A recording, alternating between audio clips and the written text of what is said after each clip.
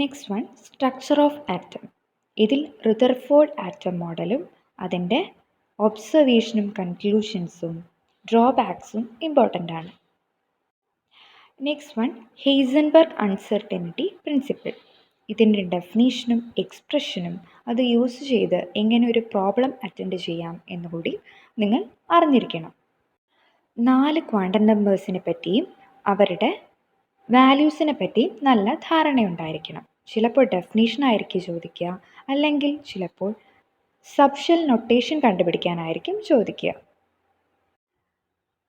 ഓർബിറ്റലുകളുടെ shape വരയ്ക്കാൻ ചോദിക്കുമ്പോൾ നിങ്ങൾ അതിൽ ആക്സിസ് വരയ്ക്കാൻ ഒരിക്കലും മറക്കരുത്.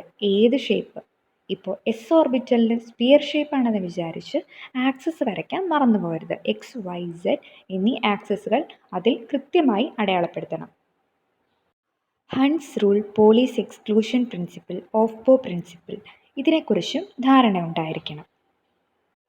ലാംഡ h/mv ഉപയോഗിച്ച് പ്രോബ്ലം ചെയ്യാൻ അറിഞ്ഞിരിക്കണം. റേഡിയൽ നോട്ട്സ് കണ്ടുപിടിക്കാനുള്ള ഇക്വേഷനാണ് n-l-1. ഇത് യൂസ് ചെയ്തിട്ട് ഒരു പ്രോബ്ലം എക്സ്പെക്റ്റ് ചെയ്യാവുന്നതാണ്. ക്രോമിയത്തിൻ്റെയും കോപ്പറിൻ്റെയും ഇലക്ട്രോണിക് കോൺഫിഗറേഷൻ എഴുതാനായിട്ടും ക്വസ്റ്റ്യൻ വരാം.